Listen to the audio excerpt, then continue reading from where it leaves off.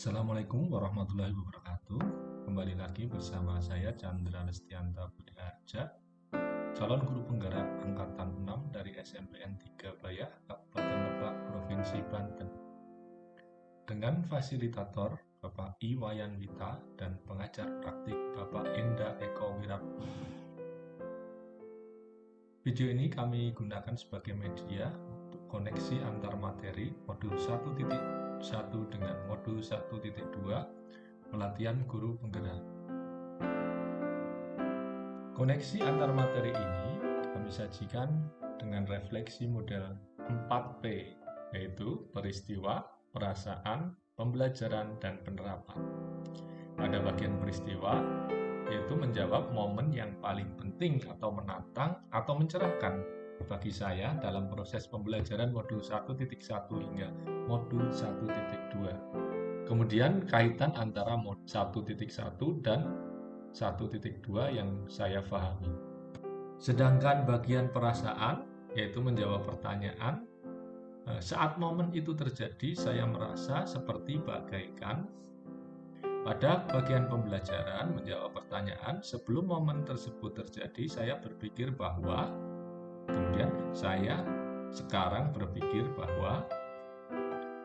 Pada bagian akhir, yaitu penerapan ke depan atau rencana, menjawab pertanyaan apa pengembangan diri yang sederhana, konkret, dan rutin yang dapat saya lakukan sendiri dari sekarang untuk membantu menguatkan nilai-nilai dan peran saya sebagai guru penggerak.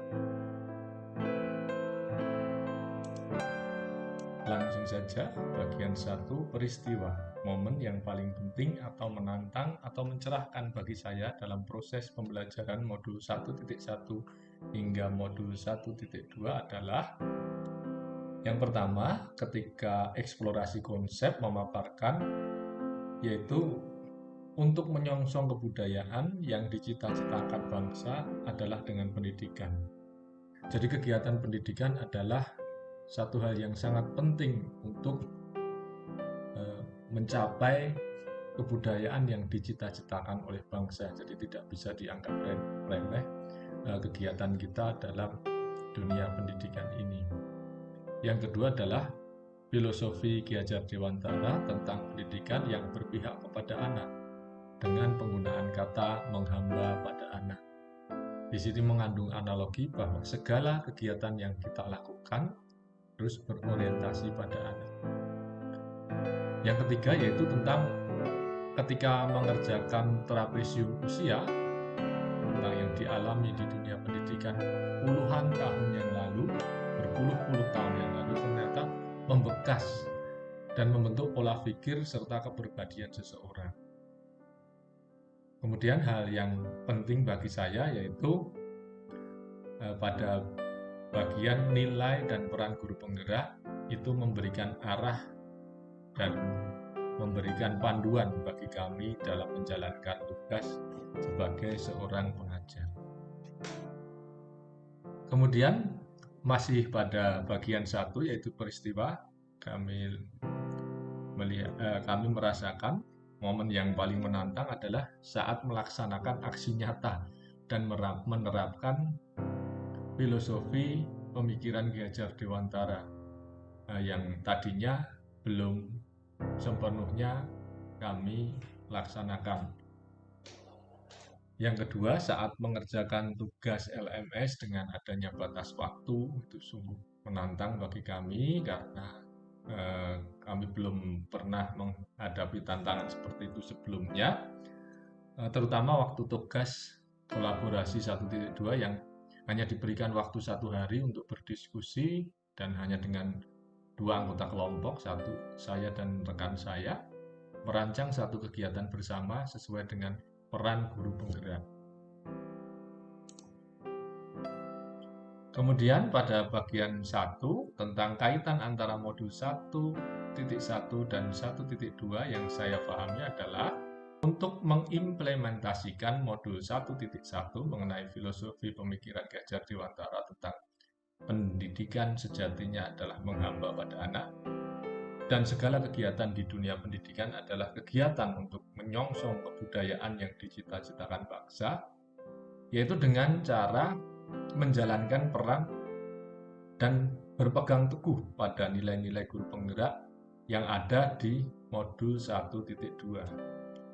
Dengan kata lain, modul 1.2 adalah panduan bagi guru untuk mengimplementasikan filosofi dan cita-cita yang dijabarkan di modul 1.1. Masuk pada bagian 2, yaitu mengenai perasaan.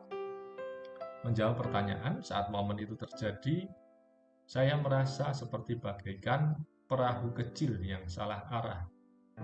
Kemudian menemukan cahaya petunjuk menuju tujuan yang diharapkan. Dengan petunjuk cahaya tersebut mempermudah kami dalam menggapai harapan, mencapai tujuan yang dicita-citakan. Masuk pada bagian 3, yaitu pembelajaran. Itu menjawab pertanyaan mengenai sebelum momen tersebut terjadi, saya berpikir bahwa, kemudian saya sekarang berpikir bahwa. Yang pertama, sebelum momen itu terjadi, saya berpikir bahwa kegiatan mengajar adalah memberikan ilmu sebanyak-banyaknya untuk masa depan siswa. Sekarang, saya berpikir bahwa kegiatan mengajar adalah kegiatan menuntun anak menemukan jati diri, potensi, minat, berdasarkan bakat, serta mengembangkan budi pekertinya sesuai dengan kodrat alam dan kodrat zamannya. Yang kedua, sebelum momen tersebut terjadi, saya berpikir bahwa kegiatan di dunia pendidikan itu hanya sekedar tugas yang harus diselesaikan.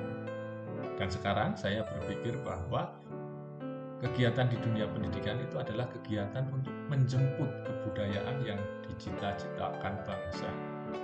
Jadi kegiatan yang amat luhur.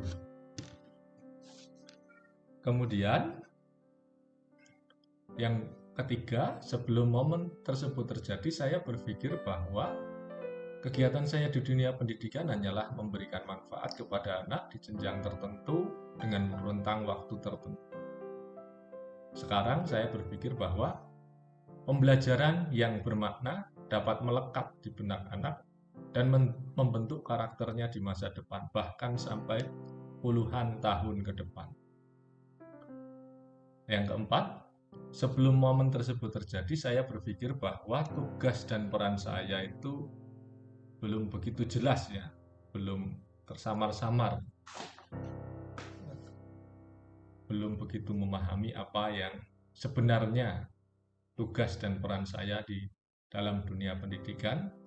Dan sekarang saya berpikir bahwa tugas saya adalah sebagai guru penggerak dan berpedoman pada nilai-nilai guru penggerak.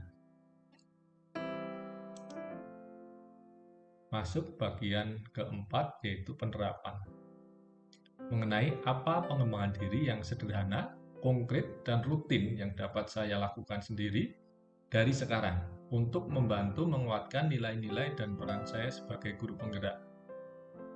Yang pertama, kami akan merancang pembelajaran yang berorientasi pada anak, bukan pada kenyamanan kita dalam mengajar.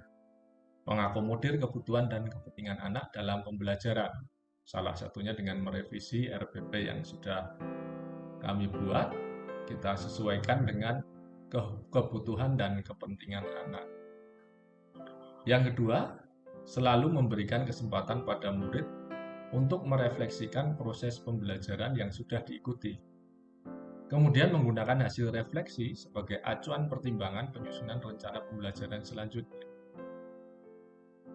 Dan selain itu sebagai pertimbangan pengembangan diri yang perlu kami lakukan sebagai guru. Yang ketiga, secara berkala dan mandiri mengupgrade kompetensi guru supaya dapat mengikuti perkembangan dan dapat melayani siswa sesuai dengan kodrat zaman tanpa harus ada perintah atau disuruh atau didorong oleh pihak lain. Kemudian berikutnya adalah bekerja sama dengan rekan guru dalam merancang pembelajaran dan memfasilitasi siswa menemukan dan mengembangkan potensi sesuai dengan minat dan gaya belajarnya. Yang berikutnya, selalu mencoba hal-hal baru seperti media, alat, ataupun metode dan teknik pembelajaran yang baru untuk mengatasi hambatan belajar atau kesulitan belajar yang dihadapi oleh siswa. Demikian pemaparan koneksi antar materi dari modul 1.1 dan 1.2 dari saya. Mohon maaf jika ada kesalahan dalam penyampaian. Terima kasih. Salam dan bahagia. Wassalamualaikum warahmatullahi wabarakatuh.